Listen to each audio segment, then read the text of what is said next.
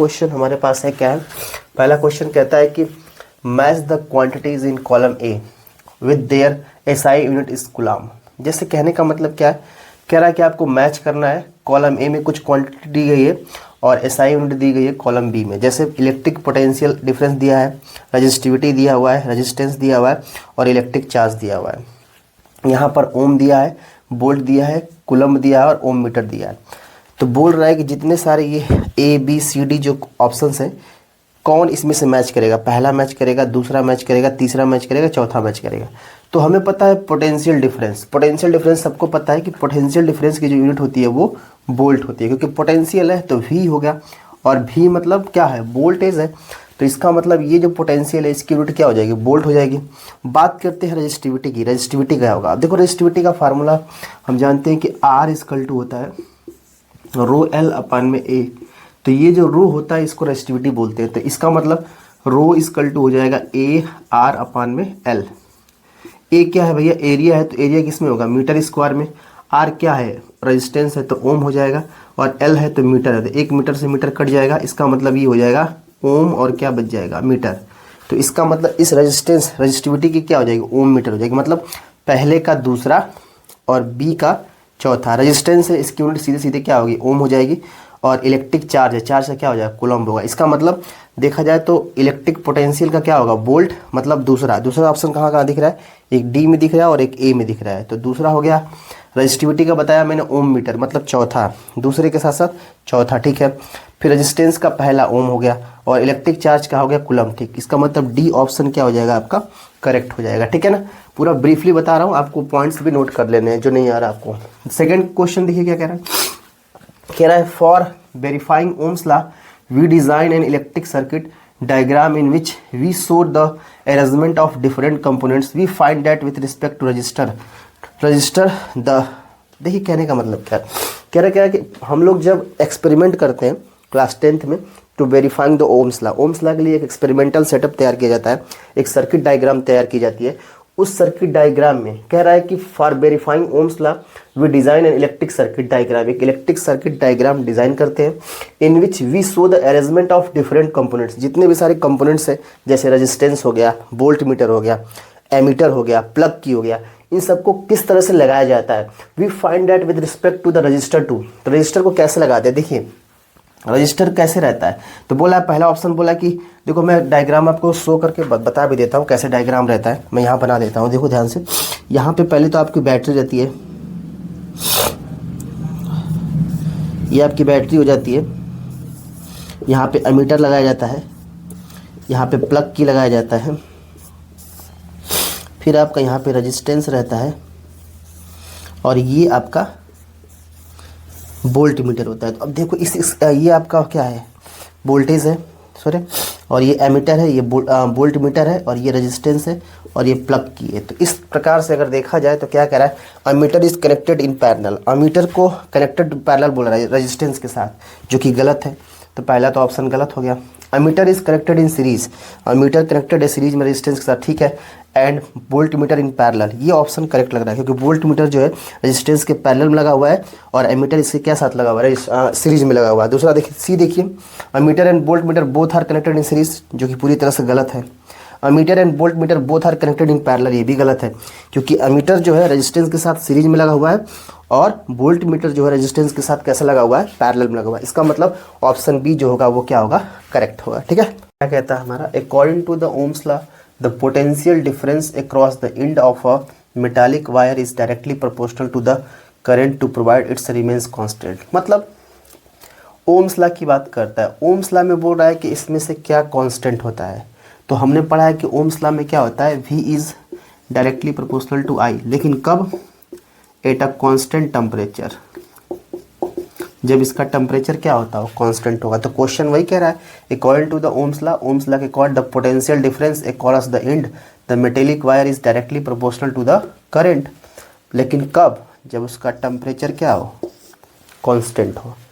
आइए fourth number question देखते हैं। बोलता है कि plastic insulation surrounds a wire. एक प्लास्टिक है, जो कि ये एक वायर है, इसको प्लास्टिक से क्या कर दिया गया है, सराउंड कर दिया गया है, जिसका डायमीटर दिया हुआ है d, ये d डायमीटर है। लेंथ इसका दिया हुआ है कितना, l। Shown in figure. और डिक्रीज इन द रेजिस्टेंस, अब बोल रहा है कि इसका रेजिस्टेंस कब डिक्रीज होगा, कब होगा, the wire would be produce by an increase in the metal. तो इसमें हम किस चीज़ को इंक्रीज कर देते हैं जिससे इसका जो रेजिस्टेंस है वो डिक्रीज हो जाए। कहने का मतलब पूछना चाहता है कि डिक्रीज रेजिस्टेंस इसका कब होगा, और कंडीशन दिया ये लेंथ बढ़ाने से, डायमीटर बढ़ाने से, टेम्परेचर को राइज करने से और थिकनेस को। तो हमने फार्मूला पढ़ा है क्या, R equal to rho L upon में A। मतलब देखा जाए तो रेजिस्टेंस जो है वो डायरेक्टली प्रोपोर्शनल है उसके लेंथ के। अगर रेजिस्टेंस डायरेक्टली प्रोपोर्शनल है उसके लेंथ के, तो इसका मतलब ये हुआ कि अगर हम डायमीटर को बढ़ाते हैं तो डायमीटर जैसे इसका बढ़ाओगे तो लेंथ इसका कम होगा, और जब लेंथ इसका कम होगा तो इसकी रेजिस्टेंस की वैल्यू भी क्या हो जाएगी, घट जाएगी। मतलब डायमीटर जैसे बढ़ाओगे ना तो ये लेंथ इसका L इसका थोड़ा सा कम हो जाएगा। तो ये कम, जैसे डायमीटर इसको ऊपर की तरफ बढ़ाओगे इधर की तरफ तो लेंथ इसका क्या होगा, कम होगा, और जब लेंथ कम हो जाएगा तो इसकी रेजिस्टेंस अपने आप में क्या हो जाएगी, डिक्रीज हो जाएगी। इसका मतलब डायमीटर को क्या करना पड़ेगा, हमें इंक्रीज करना पड़ेगा। नेक्स्ट क्वेश्चन की बात करते हैं। 5 नंबर कह रहा है unit of electric power may be also expressed as. पूछ रहा है कि जो पावर की यूनिट है उसको हम लोग और किस प्रकार से लिख सकते हैं। तो फार्मूला हमें पता है कि P इक्वल टू होता है W बाई क्या, T। P इक्वल टू अगर W बाई T है तो आप देखो W जो है यहाँ पर वाट है, वर्क है, मतलब सॉरी वो W क्या वर्क है, तो वर्क किस में होता है, जूल में। इसका होता है टाइम क्या है, सेकंड में। इसका मतलब पावर की यूनिट क्या हो जाएगी, जूल पर सेकंड। मतलब P equal to W by T होता है। W मतलब वर्क है, कार्य है, मतलब एनर्जी है, एनर्जी की यूनिट क्या होती है, जूल। T क्या टाइम है, और टाइम की यूनिट क्या होती है, सेकंड। तो क्या हो जाएगा, जूल सेकंड। ये क्वेश्चन काफ़ी इंपॉर्टेंट है, बहुत बार पूछा गया। कई तरीके से इसको सॉल्व कर लेते हैं, कई टीचर्स अलग तरीके से बताते हैं, जो भी आपको आसान लगे उसको फॉलो करिएगा। कह रहा है student plot VI graph for 3 samples nichrome wire. एक स्टूडेंट ने वोल्टेज और करंट के बीच में एक ग्राफ ड्रॉ किया है with the resistance R1, R2 और R3 के फॉर्म में। कह रहा है choose from the following statement that's hold true. इसमें से कौन सा सही, R1, R2, R3 आपस में बराबर हैं, R1, R2, R3, R1 सबसे बड़ा है, R3 सबसे बड़ा है, या R2 सबसे बड़ा है। तो कैसे सोचते हैं, देखो कुछ नहीं करना है, आपको एक सिंपल सी लाइन ड्रॉ कर लो, ऐसे स्ट्रेट लाइन। अब इस स्ट्रेट लाइन में आपको क्या दिख रहा है कि जो करंट आपका है वो हर जगह क्या होगा, आप सेम हो गया। तो पहला कंडीशन मान लो इस वाले के, तो यहाँ पे V1 आ गया, यहाँ पे V2 आ गया, और यहाँ पे V3 आ गया। तो इसमें देखने को क्या मिल रहा है कि V1 जो है, जो V2 है और जो V3, इसमें रिलेशन ऐसे है। सबसे ज़्यादा कौन सा देखो ये तो कांस्टेंट हो गया, तो जीरो के सबसे पास में V1 है तो सबसे छोटा हो गया, उसके बाद V2 है, उसके बाद V3 है, ठीक है ना। अब देखो एक तरह से ये भी याद रखता है जिसका स्लोप ज़्यादा होता है उसकी वैल्यू उतनी कम होती है। तो इस तरह से लोग याद कर लेते हैं ट्रिक से कि भाई जिसका स्लोप, तो R3 का स्लोप सबसे क्या है, ज़्यादा है, तो उसकी वैल्यू सबसे क्या होगी, कम होगी। फिर क्या आ जाएगा, तो सबसे मतलब R2, R1 और R3 होगा। तो ऑप्शन तो D ऐसे ही दिख रहा है, लेकिन कंडीशन क्या है, समझते कैसे हम लोग इसको। एक ट्रिक याद रखना कि अगर ऐसा कभी ग्राफ देते आपको तो डायरेक्ट आंसर याद करने का तरीका क्या है, जिसका स्लोप ज़्यादा है उसकी वैल्यू सबसे कम। तो सबसे स्लोप ज़्यादा R3 का, फिर R1 का, फिर R2 का, तो इसका मतलब पलट जाएगा, R2, R1 और R3 हो जाएगा। लेकिन इस तरह से देखो, ओम्स लॉ कहता है V इक्वल टू क्या होता है, IR। इसका मतलब V1 इक्वल टू हो जाएगा I1 R1, I तो कांस्टेंट हो गया, V2 इक्वल टू हो जाएगा I R2, और V3 इक्वल टू हो जाएगा I R3। अब देखो पहला कंडीशन देखो, V1 I R1 है, मतलब यहाँ पर V1 की वैल्यू क्या है, बहुत कम है। अगर V1 की वैल्यू बहुत कम है इस R3 वाले पार्ट पे, देखो V1 I R1, इसका मतलब यहाँ पर R1 की वैल्यू क्या हो जाएगी, सबसे कम हो जाएगी, R1 कम होगा। अब देखो V2 के पास चले जाओ, तो V2 की वैल्यू ये, अब डिवाइड करोगे इसमें, यहाँ से I का मतलब हम निकालना चाहते हैं I कांस्टेंट है, फिर डिवाइड करोगे तो थोड़ा मतलब देखते जाओ, समझते जाओ, बात समझो। मतलब R1, अब देखो ध्यान से, मतलब यहाँ मैंने बोला कि I कांस्टेंट है, तो पहला केस हमारा था क्या, V1 equal to I R1। तो I तो कांस्टेंट, अगर मैं R1 निकालना चाहूँ तो V1 अपान में I करूँगा, अगर R2 निकालना चाहूँगा तो V2 अपान में I करूँगा, और R3 निकालना चाहूँगा तो V3 अपान में I करूँगा। तो अब देखो ध्यान से, V1 अपान में I किया हमने, तो V1 की वैल्यू थोड़ी कम थी, तो वैल्यू इसकी थोड़ी कम आएगी, इसकी वैल्यू इससे थोड़ा सा ज़्यादा आएगी, इससे थोड़ा ज़्यादा, मतलब सबसे ज़्यादा किसकी आ गई, R2 की। इसका मतलब रजिस्टेंस सबसे ज़्यादा R2 का, फिर आपका R1 का, और फिर आपका R3 का। तो इतना पापड़ बेलने से अच्छा है कि आप याद रखो जिसका स्लोप ज़्यादा होगा उसका रेजिस्टेंस उतना कम होगा। तो कंडीशन क्या, सबसे ज़्यादा स्लोप R3 का, इसका मतलब वो सबसे छोटा। तो इस तरह से R2, R1 और R3 हो जाएगा। ठीक है। In case of 4 wires of same materials the resistance will be minimum if the diameter and the length of the wire respectively. कह रहा है कि इन 4 केसेस में जिसमें वायर जो है वो सेम मटेरियल का बना हुआ है, कह रहा है रेजिस्टेंस कब मिनिमम होगा, उसका डायमीटर और उसका लेंथ के बारे में बोला। तो हमें देखो फार्मूला पता है कि R इक्वल टू होता है रो L अपान में A। तो इसको लिख सकते हैं रो L, और एरिया इसको लिख सकते हैं पाई R स्क्वायर। और हमें पता है कि D इक्वल टू 2R होता है डायमीटर। तो R इक्वल टू कितना होगा D/2।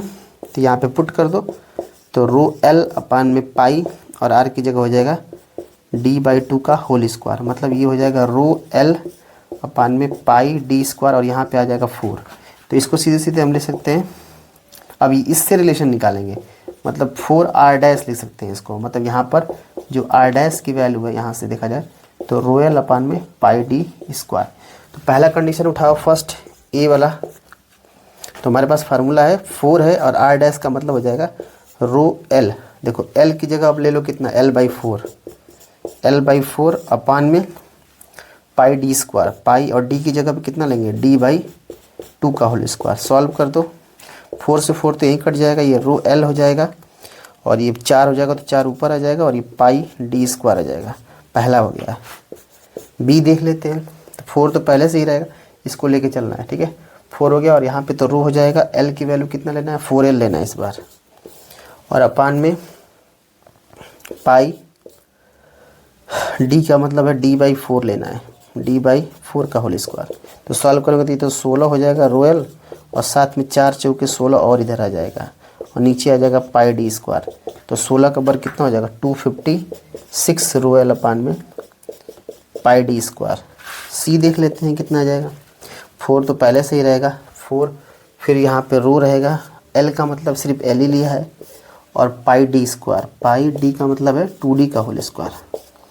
इसका मतलब हो जाएगा 4 रो L अपान में सही है ना, L लेना था, ठीक है, पाई हो गया, 2D लेना था, ठीक है। तो पाई 4D का स्क्वायर, 4 से 4 कट जाएगा, इस बार रो L अपान में पाई D स्क्वायर आ जाएगा। 4th नंबर देख लेते हैं हम लोग, चौथा इसका। 4 तो पहले से ही रहेगा, 12 लेंथ हो गया रो इंटू 2L। ठीक है ना, कोई गड़बड़ तो नहीं है ना, ठीक है, ठीक है। 12 और अपान में पाई D का स्क्वायर। D मतलब कितना है इस बार, 4D है, 4D का स्क्वायर। इसका मतलब आ जाएगा कितना, 8 रो L अपान में 8 पाई D स्क्वायर। नहीं 16 होगा ना, 8 दूना का 16 हो जाएगा, कट जाएगा। इसका मतलब रो L अपान में 2 पाई D स्क्वायर। अब देखा जाए सबसे कम किसका है, पहला वाला कंडीशन में आया है 4 आ गया ऊपर, तीसरा में 256 आ गया है 16 का बर, ये भी ज़्यादा ही है। इसमें एक खड़े खड़े है, और इसमें 1/2 है, मतलब ये सबसे कम है। तो आखिरी वाला जो होगा इसका जवाब क्या होगा, सही होगा 4D एंड 12 पे। ठीक है, ये कंडीशन जो है कि सबसे छोटी दिख रही है मेरे को। ठीक है, क्योंकि डिवाइड में सबसे ज़्यादा रहेगा उसी की वैल्यू कम होगी। तो डिवाइड में सबसे ज़्यादा किस में आ रहा है, इसमें सिर्फ पाई D स्क्वायर आ रहा है, इसमें भी पाई D है, इसमें भी पाई D है, लेकिन इसमें 2 पाई D स्क्वायर आ रहा है। नेक्स्ट क्वेश्चन देखते हैं। कह रहा है कि when 4 volt battery is collected across the unknown register. कह रहा है कि 4 वोल्ट की बैटरी है, मतलब वोल्टेज दिया आपका कितना 4 वोल्ट। कह रहा है connected across the unknown register, एक रजिस्टर है जिसकी पास अननोन रजिस्टर है, उसकी वैल्यू नहीं पता है। There is a current of 100 milli ampere, I की वैल्यू दिया है कितना 100 मिली एम्पियर, और आपसे पूछता है कि इसी की वैल्यू बताइए। तो ओम्स लॉ क्या कहता है, V equal to I R. कितना सिंपल है, तो R इक्वल टू कितना हो जाएगा V अपान में आई, लेकिन यहाँ मिली एम्पियर में दिया है तो इसको बदल लो, I equal to 100 into 10⁻³ ampere होगा। ठीक है, तो सॉल्व करेंगे। V की वैल्यू कितनी है 4 वोल्ट है, यहाँ पे 100 हो जाएगा, ये 10⁻³ सॉरी एम्पियर था, यहाँ पे ऊपर भेज दो इसको, 4 इंटू 10⁻³ आ जाएगा, नीचे 100 आ जाएगा। तो 1 2 3 शून्य आ जाएगा, नीचे ये 2 कट जाएगा, इसका मतलब 40 ओम आ जाएगा रेजिस्टेंस की वैल्यू। ठीक है, यहाँ से 14 ओम हो जाएगा। क्वेश्चन नंबर 9 देख लेते हैं क्या कहता है। कह रहा है कि 2 LED bulb of 12 watt and 6 watt are connected in series if the current through 12। देखिए एक चीज़ ध्यान रखो, किस में बोल रहा है कनेक्टेड करने के लिए, सीरीज में कनेक्टेड है, ठीक है। 12 वाट का और 6 वाट का 2 बल्ब है जो सीरीज में कनेक्टेड है। If the current through the 12 watt bulb is इतना, then current through the 6 watt bulb is कितना। देखिए भैया एक चीज़ बात है, इसमें होता है कि अगर सीरीज में कोई चीज़ होगी, मैंने पढ़ाया है पैरेलल कम्बिनेशन और सीरीज कम्बिनेशन, अगर नहीं पढ़े तो याद रखो कि जब भी पैरेलल कम्बिनेशन की बात करेगा तो करंट की वैल्यू होती है डिफरेंट होती है और जो वोल्टेज होता है वो सेम होता है। इसी का उल्टा अगर सीरीज कम्बिनेशन की बात करता है तो जो करंट की वैल्यू होती है वो हर जगह सेम होती है और जो वोल्टेज होता है वो हर जगह डिफरेंट होता है। इसका मतलब करंट सेम है, तो करंट अगर सेम है तो जो करंट इससे गुजर रहा है आपका मतलब 12 वाट के बल्ब से, वही करंट गुजरेगा कितना, 6 वाट के बल्ब से। इसका मतलब 0.06 एम्पियर। इसका भी क्या हो जाएगा, सही जवाब हो जाएगा। नेक्स्ट बात करते हैं क्वेश्चन नंबर 10। कह रहा है the maximum resistance which can made using 4 resistor each of resistor इतना। यूजिंग 4 रजिस्टर सॉरी दे ही दिया है, using 4 resistors each of resistance 1/2। Already बोल दिया कि 4 रजिस्टर्स का यूज करके 4 बार इसको यूज करके कितना मैक्सिमम बन जाएगा। तो देख लो 1/2 1/2 1/2 कितना आ जाएगा, 2 ओम इसका आंसर आ जाएगा, ठीक है। इसका जवाब ये होगा।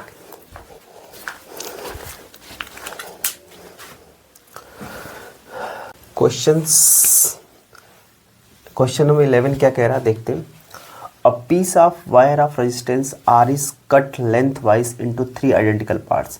मतलब कि एक रेजिस्टेंस आर है जिसको कट करके 3 आइडेंटिकल पार्ट्स में इसको कट कर दिया गया है। These part are then connected in parallel. देखो इसका मतलब एक बात सुनते हैं, a piece of wire of resistance R is cut length wise in 3 identical parts. मतलब कहने का मतलब है कि एक रजिस्टर है उसको 3 आइडेंटिकल पार्ट्स में कट किया गया। 3 आइडेंटिकल पार्ट्स का मतलब ये होता है कि उनकी वैल्यू जो होगी वो सेम होनी चाहिए। अगर उनकी वैल्यू अगर सेम होगी, this part are then connected in parallel. और कट करने के बाद जो आइडेंटिकल पार्ट्स बचे हैं उनको क्या किया गया, पैरेलल में कनेक्ट किया गया। पूछ रहा है if the equivalent resistance of this combination is R. मतलब इसका जो इक्विवेलेंट रेजिस्टेंस है वो आर डैश है, then value of R upon में आर डैश। समझो कि हमारे पास मान लो कि एक आर रेजिस्टेंस है एक, ठीक है ना। इसको 3 पार्ट में अगर कट करा जाए तो इसका मतलब ये क्या होगा, R/3 plus R/3 plus R/ क्या होगा 3। मतलब 3 पार्ट में कटक गया। पहला ये रेजिस्टेंस मान लो इसको R1 नाम दे दिया, इसको R2 और इसको R3। अगर जोड़ के देखोगे तो फिर 3 आ जाएगा क्योंकि एलसीएम कितना होगा 3 और जोड़ोगे तो ऊपर कितना आ जाएगा 3R। 3 से 3 कट जाएगा फिर आपको R मिल जाएगा। इसका मतलब जो इक्विवेलेंट रेजिस्टेंस 3 लेने वाले हैं हम लोग, 3 आइडेंटिकल रेजिस्टेंस, वो पहला क्या होगा R/3, दूसरा भी R/3 होगा, तीसरा भी क्या होगा R/3, क्योंकि R पार्ट्स में से ही हमें क्या करना है, कट करना है। तो इनको बोला है कि जो 3 आइडेंटिकल पार्ट्स है, if the equivalent resistance is the combination is R dash, तो हम R/1 में R डैश लिख लेंगे, ठीक है, यही लेना है। और हमारे पास R1 कितना है, यहाँ पे कर देंगे 1/में R1 plus 1/में R2 plus 1/में R3। तो यहाँ से 1/में R डैश कितना हो जाएगा, 1/में R की जगह ये हो जाएगा R/3 प्लस यहाँ पर भी हो जाएगा R/3 प्लस यहाँ पर भी कितना हो जाएगा R/3। ऐड करके देखो 3 ऊपर चला जाएगा, 3/R plus 3/R plus 3/R। तो इसका मतलब 1/में R डैश एलसीएम कितना हो जाएगा R, 3 ये 9 हो जाएगा। और हमें पूछा क्या है, R/में R डैश, तो R यहाँ पे आ जाएगा। इसका मतलब कि R/में R डैश की वैल्यू कितनी आ जाएगी, 9 आ जाएगी, ठीक है। तो यहाँ से ऑप्शन का डी आंसर क्या हो जाएगा, करेक्ट हो जाएगा, ठीक है। नेक्स्ट क्वेश्चन देखो, क्वेश्चन नंबर 12 क्या कह रहा है, calculate the current flowing through 10 ohm resistor in the following circuit. मतलब बोला कि एक सर्किट दिया गया है जिसमें ए और बी के साथ पैरेलल में कुछ रेजिस्टेंस लगे हुए हैं। 6 वोल्ट की बैटरी है, 5 ओम का पहला रेजिस्टेंस है, दूसरा 10 ओम का है और 20 ओम का है। पूछ रहा है आपसे कि आपको कैलकुलेट द करंट की वैल्यू पता करनी है, किससे, 10 ओम से। आपको पता है, आपको क्या पता है कि जो वोल्टेज होगा इसमें, आपको पता है कि जब पैरेलल कॉम्बिनेशन होता है, ठीक है, पैरेलल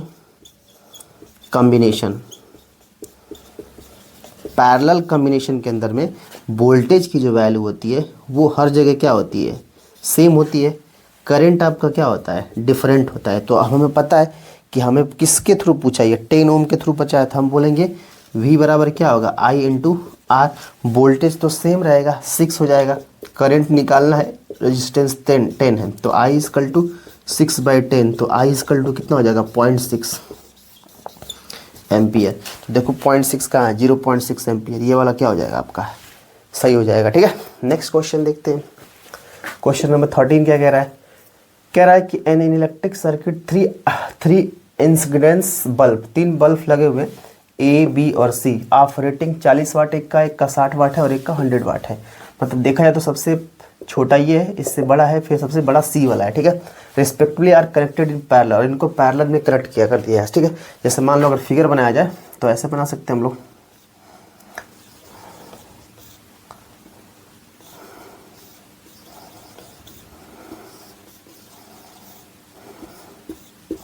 मान लो ए है और ये बी है, यहाँ पे इसको वोल्टेज सप्लाई दे दो, यहाँ बल्ब लगे हुए हैं।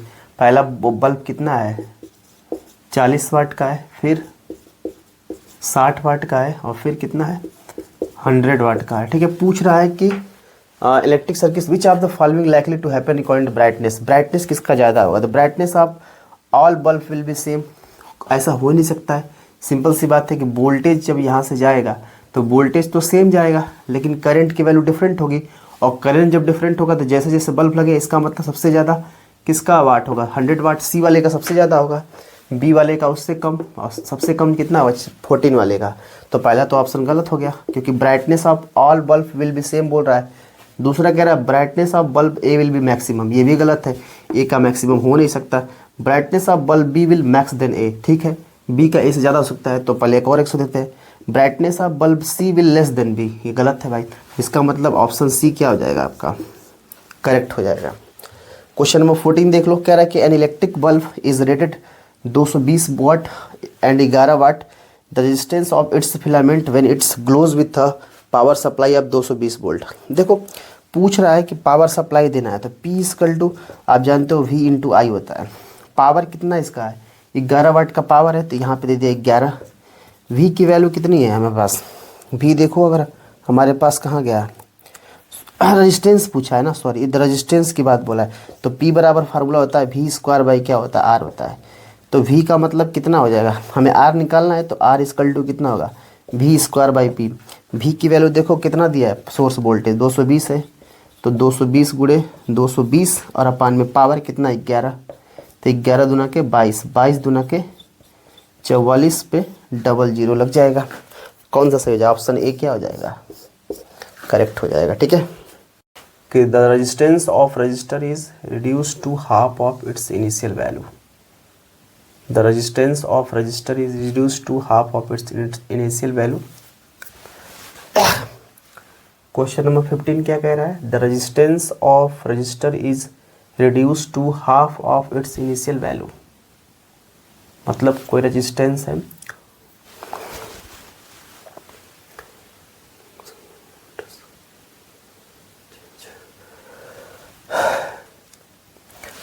क्वेश्चन नंबर 15 क्या कह रहा है, the resistance of resistor is reduced to half of its initial value, उस मतलब कोई एक रजिस्टर है, उसके इनिशियल वैल्यू को आधा कर दिया जाता है, तो in doing so if other parameter of the circuit remain unchanged, बाकी जो अदर पैरामीटर्स होंगे वो चेंज नहीं हो रहे हैं, तो the heating of the resistor क्या होगा। देखो फार्मूला एक होता है H equal to I square R T. अब इस पे ध्यान दो कि जो नेक्स्ट पैरामीटर बोल रहा है, तो नेक्स्ट पैरामीटर H डैश मान लेते हैं, तो आई स्क्वायर होगा और रेजिस्टेंस का हाफ होगा, तो R/2 इंटू टी हो जाएगा। ठीक है, तो बोल रहा है कि सारा पैरामीटर सेम है सिर्फ रेजिस्टेंस को छोड़कर, तो इन दोनों को आपस में बराबर कर दो, तो बराबर करोगे तो आई स्क्वायर आर टी क्या दोगे, यहाँ पे H जो है वो H डैश के क्या है, बराबर है, तो I square R T equal to I square R dash by 2 T, I square से आई स्क्वायर, टी से टी कट गया, इसका मतलब आर डैश जो होता जाएगा 2 टाइम्स आप कितना हो जाएगा, आर के हो जाएगा, इसका मतलब 2 गुना हो जाएगा, कितना हो जाएगा, 2 टाइम्स हो जाएगा। नेक्स्ट क्वेश्चन देखिए, कह रहा है in a resistance circuit if the current is increase 2 times of the 2 times, मतलब कह रहा है कि इन रजिस्टर सर्किट करंट को 2 टाइम्स इंक्रीज कर दिया गया है, the percentage change in the amount of heat dissipated in the circuit would be, same formula पे भी है। मान लो एच हो गया, H equal to I square R T तो हो गया फार्मूला। अब बोल रहा है कि इसे करंट को दोगुना कर दो, तो एच डैश इजकल टू कितना हो जाएगा, आई स्क्वायर को मतलब 2i का whole square R into T, मतलब ये हो जाएगा 4i स्क्वायर आर टी। तो इसका मतलब यहाँ से जो एच डैश है वो 4 टाइम्स ऑफ कितने आए, एच के है। तो अब कह रहा है कि परसेंटेज एरर निकालना है, ठीक है। परसेंटेज एरर कैसे निकालेंगे, किस में निकालना है, the percentage change in the amount of heat dissipated. तो कैसे होगा, एच डैश माइनस एच अपान में एच इंटू 100 निकालेंगे ऐसे। तो एच डैश की वैल्यू कितनी है, 4h माइनस एच और अपान में एच इंटू 100। तो कितना हो जाएगा, यहाँ से ध्यान से देखो तो 3h अपान में एच इंटू 100, एच से एच कट जाएगा, मतलब 300% इसका आंसर आ जाएगा। तो ऑप्शन कितना हो जाएगा इसका, 300 हो जाएगा, ठीक है। क्वेश्चन नंबर 17 क्या कह रहा है, कह रहा है in the following circuit heat produce in the resistor or combination of resistor is connected to the 12 volt battery. देखिए 12 वोल्ट बैटरी के साथ कनेक्ट किया गया रजिस्टर्स को, इसमें भी और इसमें भी। ऑप्शन दिया गया, बोला कि सेम इन ऑल केस, मतलब इसमें जो हीट होगा, मतलब एक तरह से मान लो जो करंट की वैल्यू होगी वो सब में सेम होगी। यहाँ देख लो पहले वाले केस में V बराबर क्या लोगे, आई आर, तो आई इक्वल टू कितना हो जाएगा, V बाई आर। V की वैल्यू 12 वोल्ट है, ये 2 हो जाएगा, 2 छके 12, इसमें 6 एम्पियर करंट आ गया। इसमें देखो ये रजिस्टर सीरीज में है, तो R इक्विवेलेंट निकालोगे तो R1 प्लस R2 हो जाएगा 2 ओम प्लस 2 ओम, कितना हो जाएगा ये 4 ओम हो जाएगा।